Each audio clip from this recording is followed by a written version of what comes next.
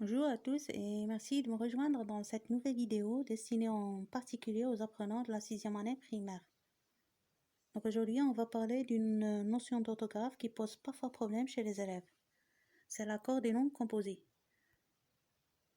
Donc nous verrons tout d'abord ce qu'est un nom composé, puis quelles sont les règles d'accord à utiliser pour écrire les noms composés au pluriel, et enfin, on va voir ensemble quelques cas particuliers. Commençons tout d'abord par une définition des noms composés. Donc, qu'est-ce qu'un nom composé? C'est un nom commun formé de deux mots ou plus, parfois réunis par un trait d'union ou écrit en un seul mot. Exemple, un passe-partout. Et il est utilisé comme s'il s'agissait d'un seul et même mot. Cependant, il faut faire attention. Très souvent, le nom composé n'a pas le sens des mots qui le composent. Par exemple, quand on dit une patte d'ours, ça n'a rien à voir avec l'ours ni avec ses pattes. Une patte d'ours, c'est une plante médicinale.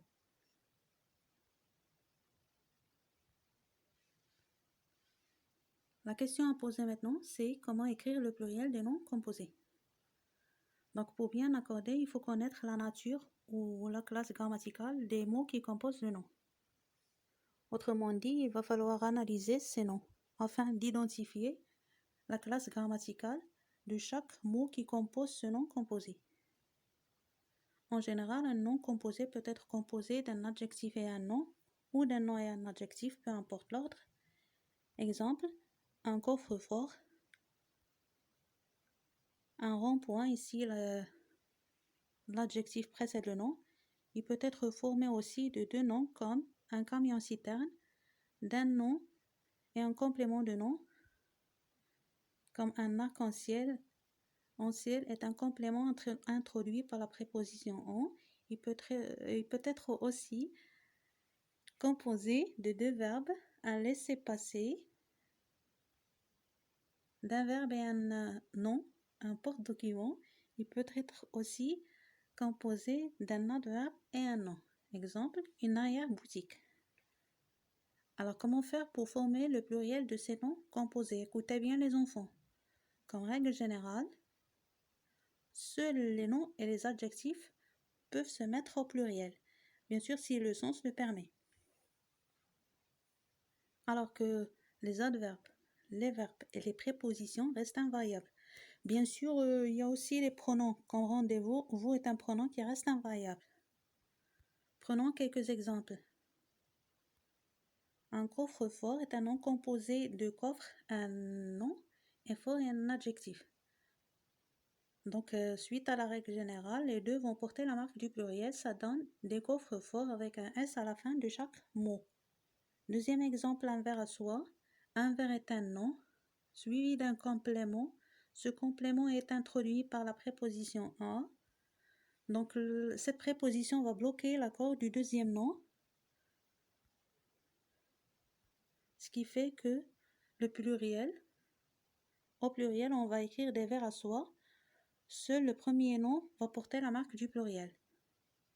Un contre-aller, une contre-allée. Contre est un adverbe, donc il va rester invariable. Aller est un nom, il va s'accorder suite à la règle générale. Ça donne des contre-allées, contre sans S et aller avec S à la fin. Dernier exemple, un couvre-lit. Couvre, c'est le verbe couvrir, donc c'est un verbe, il ne va pas s'accorder. Alors que lit est un nom, il va porter la marque du pluriel. Conformément à la règle générale, on va écrire des couvres sans S et lit avec S, des couvre-lits. Passons maintenant pour voir ensemble quelques cas particuliers. Parmi ces cas, il y a des face-à-face. Même si le premier face est un nom, pourtant il ne va pas porter la marque du pluriel, parce que le sens ne le permet pas. Des gardes malades, garde est un verbe, mais il va porter la marque du pluriel. Des timbres-poste. Alors ici, il y a une préposition sous-entendue, avant poste.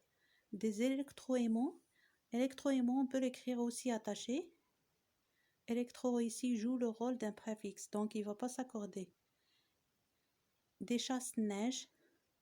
Quoique neige est un nom, il ne va pas porter la marque du pluriel, il va rester invariable. Il existe aussi des noms composés sous des c'est-à-dire qui s'écrivent en un seul mot. Alors là, ils forment leur pluriel comme des noms ordinaires. Comme des noms ordinaires, ils portent à la fin la marque du pluriel, comme passe-partout, un passeport. Des passeports, il va porter la marque du pluriel à la fin. Il y a bien sûr quelques exceptions, comme monsieur, au pluriel ça devient messieurs. Les deux mots qui composent ce nom composé vont porter la marque du pluriel même s'il est écrit en un seul mot. On dit messieurs. La même chose pour madame, au pluriel on dit mesdames. Mademoiselle, au pluriel ça devient mesdemoiselles. Et bonhomme, au pluriel on dit des bonhommes. Un bonhomme, des bonhommes.